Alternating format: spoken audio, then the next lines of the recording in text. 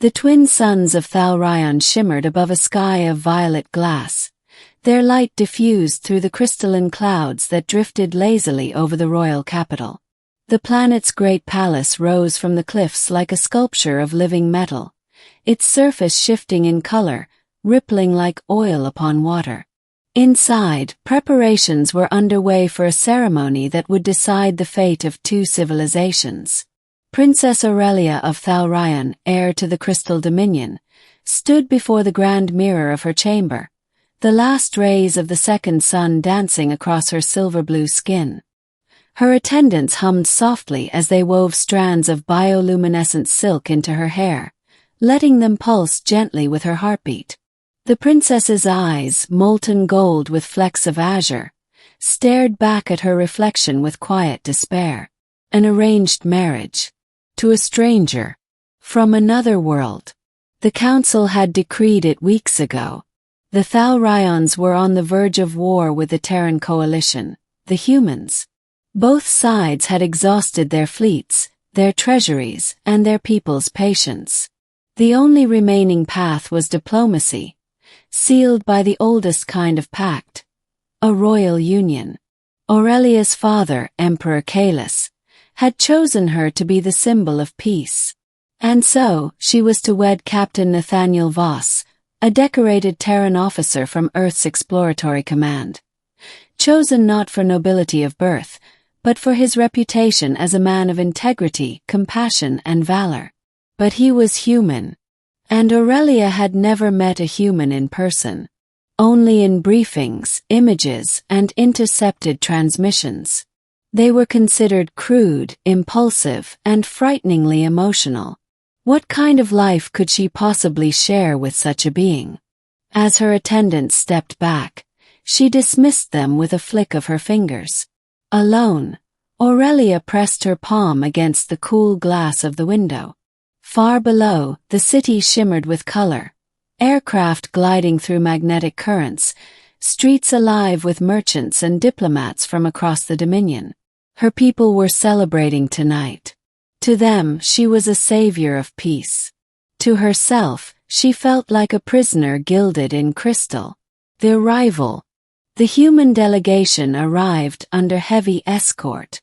The docking platforms were guarded by soldiers in iridescent armor, their energy pikes humming softly. The air was tense. Even the automated drones held their movements in careful restraint. Aurelia watched from the balcony above the Grand Hall as the Terran shuttle extended its landing struts. It was small and angular, nothing like the elegant organic vessels of Thalryon design. The hull bore scorch marks and repair plates.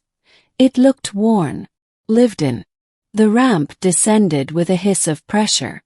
Out stepped a group of humans in sleek black uniforms, followed by one man who was not in formation.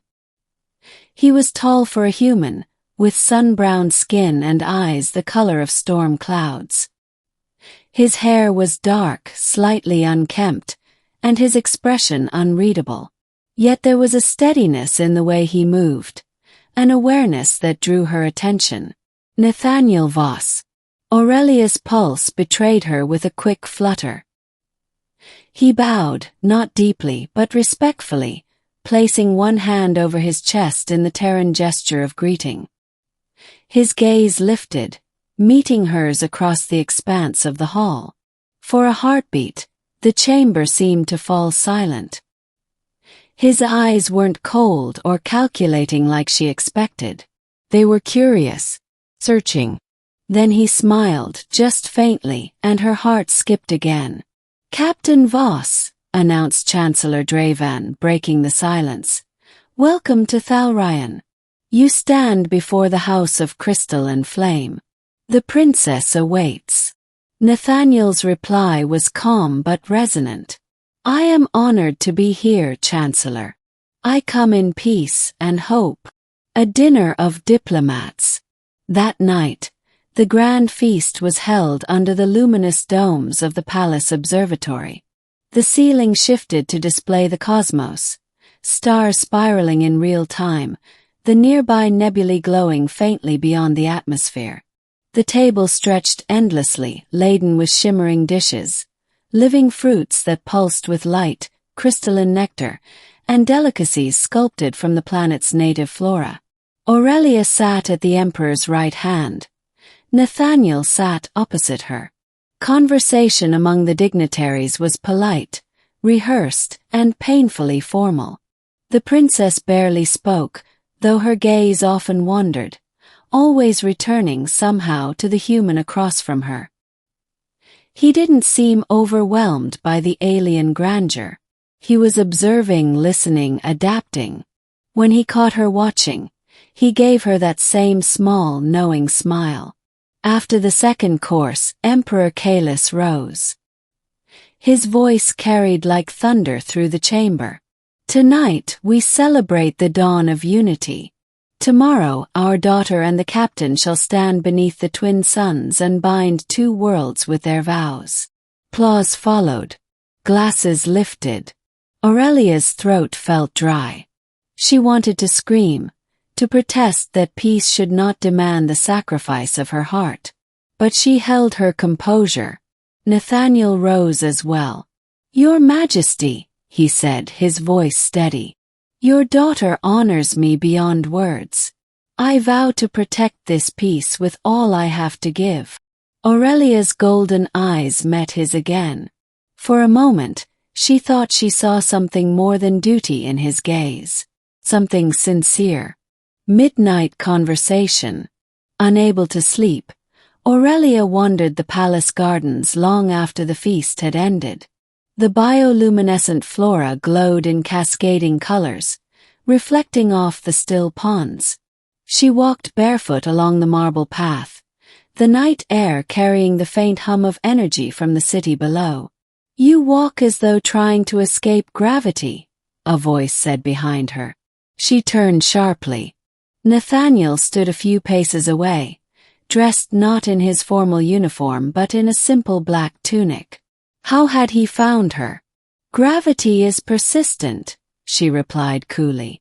"Even princesses cannot escape it." He smiled slightly. "Maybe not. But I've seen pilots cheat it for a few seconds at a time." She hesitated, then gestured for him to walk beside her. To her own surprise, she wanted to talk. They walked in silence at first, the soft glow of the flora illuminating their faces. "Do humans always follow their arranged partners at night?" she asked dryly. "Only when they're worried their partner might run away before the wedding," he said, tone teasing. Aurelia almost smiled. "Do you fear that, Captain?" He looked at her carefully. "I'd understand it." That caught her off guard. "You'd understand. You didn't choose this any more than I did," he said. "Your father's council wants peace. My command wants stability. Neither of them asked what we want." She studied him. "And what do you want, human?" He looked up at the twin moons above. "I want to believe peace can come from something more than politics." Aurelia folded her arms. "You think affection can be forced?" "No," he said softly. "But it can be discovered." Their eyes met again, and this time she couldn't look away. The threat. Days passed as preparations continued. The ceremony would take place on the floating dais above the sea of crystals, a sacred site. Aurelia found herself spending more time with Nathaniel, walking through the archives, teaching him the Thalryan language, showing him the resonance gardens where sound shaped the plant's growth. He learned quickly. And he listened. Really listened. Each conversation stripped away another layer of her prejudice. Beneath his rough Terran exterior was a mind both sharp and compassionate. He told her about Earth, about blue skies, oceans, cities that never slept. And she told him of Thalryan's sentient seas and the music of its moons. They spoke like explorers discovering each other's worlds. But not everyone approved. Chancellor Dravan and General Virus, the Emperor's military advisor, met in secret the night before the wedding. "This union is a risk," Virus hissed. Humans are unpredictable. If he gains influence through her, our sovereignty weakens. The Emperor believes this peace will save us, Dravan said. Virus leaned closer. Peace built on sentiment is fragile. If we cannot control her loyalty, we must remove the threat. The general's gaze hardened. Even if it means ending the Groom. The attack. The morning of the wedding dawned radiant. The twin suns bathed the floating dais in gold and violet light. Thousands gathered across the capital to witness the ceremony via holographic broadcast. The Emperor stood beside his daughter, pride in his ancient eyes. The Terran delegation waited at the platform's edge, their formal attire crisp under the heat. As the ceremonial drums began, Aurelia walked forward in her flowing crystalline gown, the silk catching every wavelength of light. Nathaniel awaited her at the center of the dais, clad in a formal Terran suit embedded with Thalryan insignia. When he saw her, his breath visibly caught. She reached him, and they turned toward the officiant. The vows were about to begin when the sky cracked open with a deafening roar. Explosions tore through the air. A squadron of stealth drones, cloaked until now, descended upon the dais, weapons primed. The crowd screamed. Guards scrambled. Energy blasts streaked across the ceremony platform. Aurelia was thrown backward as the first explosion shattered the altar. Nathaniel lunged, pulling her behind a fragment of crystal barrier. "Are you hurt?" he shouted over the chaos. She shook her head, stunned. "Who?" Before she could finish, he fired his wrist blaster, downing a drone mid-air. "Doesn't matter. We move." But Aurelia's mind raced. The weapons, she recognized their design. Thalryan make, her people's weapons. Betrayal. The Emperor's guards surrounded the dais as Virus's soldiers moved to protect the royal family, but their weapons were pointed at Nathaniel. "Assassins!" one shouted. "The human betrayed us." "No!" Aurelia yelled, stepping between them. "He saved me." But they didn't listen. The soldiers advanced. Nathaniel held his ground, shielding her. "Aurelia, listen to me," he said quickly. "There's a shuttle docked beneath this platform. We can reach it if we jump from the west edge." Her eyes widened. "That's a 200-meter drop."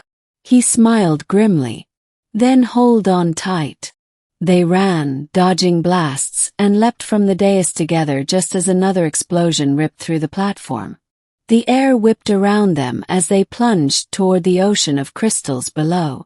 A beam of blue light erupted from beneath the surface, a tractor field locking onto them, and the shuttle burst from the sea, catching them mid-fall. Exile among the stars. The shuttle raced into orbit, leaving the chaos behind. Through the viewport, Aurelia watched her world shrink beneath them. Her father's empire would be in turmoil. The peace treaty, shattered before it began. She turned to Nathaniel. "They'll call you a traitor." He nodded. "And you? A runaway princess." They exchanged weary smiles. For days they drifted beyond the patrol lines, repairing the damaged shuttle and decoding transmissions. The attack had indeed been orchestrated by Virus, an attempt to sabotage the peace and seize control of the Dominion. The Emperor had survived but was under protective custody. "We have to go back," Aurelia said. "He needs me." Nathaniel shook his head. "We can't go back yet. You'd be killed on sight. We need proof." So they hunted for it, hacking into military channels, gathering encrypted data, tracking Virus's fleet. Side by side, they fought off mercenaries and drones, traveled through ion storms, and shared long hours repairing the ship. Somewhere between those dangers and the quiet nights adrift among the stars, something between them deepened. One night, While they drifted near a nebula that painted the hull in swirling colors, Aurelia found herself watching him as he worked.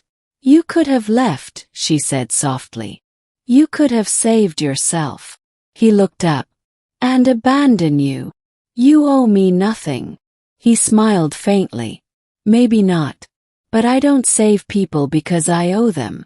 I save them because I want to." Her heart stuttered. She reached for his hand.